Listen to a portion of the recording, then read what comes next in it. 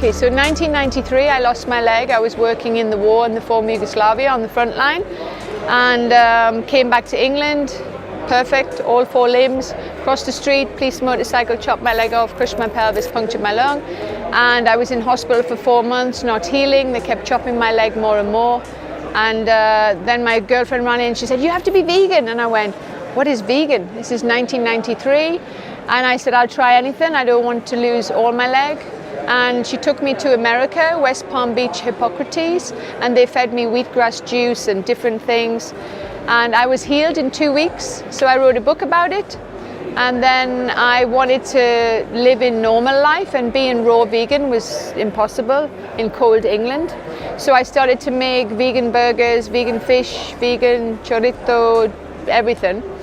On a soya base, and then I made it on a coconut base, and then I made it on an algae base. And over 26 years we became the largest 140 product of meat, dairy and fish-free company in the world. So we have the largest factory, 600,000 square feet in Newcastle in England, and we distribute to 24 countries. And recently we just did a TV series in Italy for Gambero Rosso, which comes out in September, called My Planet Vegan. And I've been teaching all the top chefs, including Mancini from Viareggio, the Michelin chef, how to cook plant-based foods that are not just vegetables. Because when I come to a restaurant, I'm sick of risotto. You know, I'm sick of fruit. I want a big souffle. I want something, you know, substantial. So I've been teaching the chemistry of how you can do this naturally with plants, so they taste like meat and fish and cheese. So that's been fun, and we're going around Europe doing lots of speeches and trying to educate people.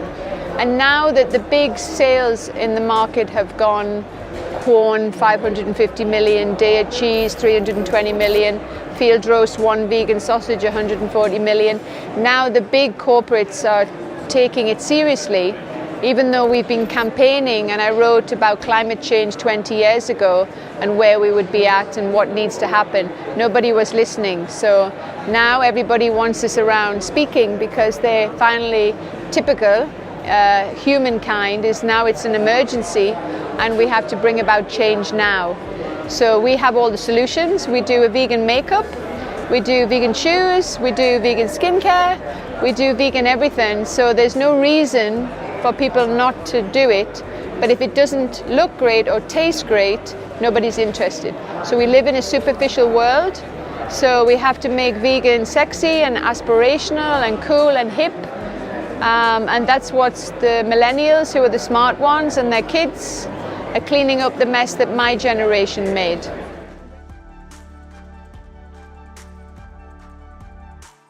I think there's going to be a big change. We already had 960% growth in the last 3 years. When you think in 26 years it was and now it's gone like this.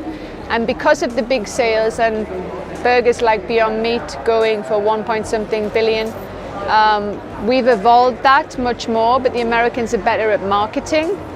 I think the movement, as long as the food is brilliant and you replace like for like, that it will just boom completely. And it's not a trend, it's a movement. So trends change, but this is something that once you learn and see how you feel, and that, you know, vegan food has protein, I have muscles, I'm not collapsing, and I've been vegan 26 years. So educating people, we fortify the foods with B12. I also have an algal oil company, because most people think omega-3 comes from fish, and it doesn't. It comes from the algae the fish eat. So if you want to enjoy the fish, that's a different discussion. But if you're going to take a capsule, and I'm going to tell you this is the original capsule for the omega-3, and that's the secondary one, the fish, you're going to take the original one. But because we're not educated in the general public, we keep having the secondary one. And that's the same in the crazy system. Most fish in the world now is farmed fish, not natural fish, because of us overfishing in the seas. And then they put the omega-3 into the fish farms. So they get the omega-3 from the algae, they process it, and then they feed the fish with it. And it's completely insane. So we make things that taste like fish, that are already made from omega-3 and konjac and things that are good for the digestive system.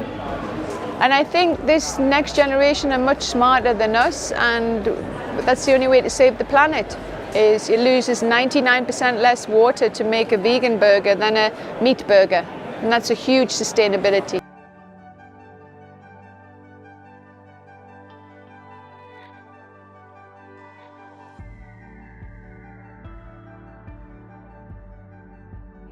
The one thing I would say to anyone that wants to bring about climate change is go vegan.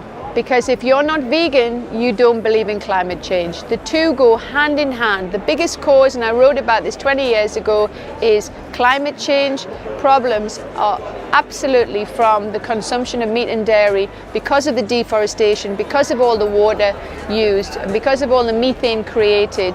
So if you are not vegan, then you cannot have a big voice about climate change. But educate yourself on veganism. Don't just do it overnight. Learn your nutrition, because you don't want to get sick, but most people are sick from the junk food they're on anyway. But climate change and vegan go hand in hand. When we had the climate change march in London and some people went to McDonald's, that's like unbelievably crazy. So you have to either believe in something and do it properly and learn it properly, and not just join like sheep, oh, they're doing climate, let's go here.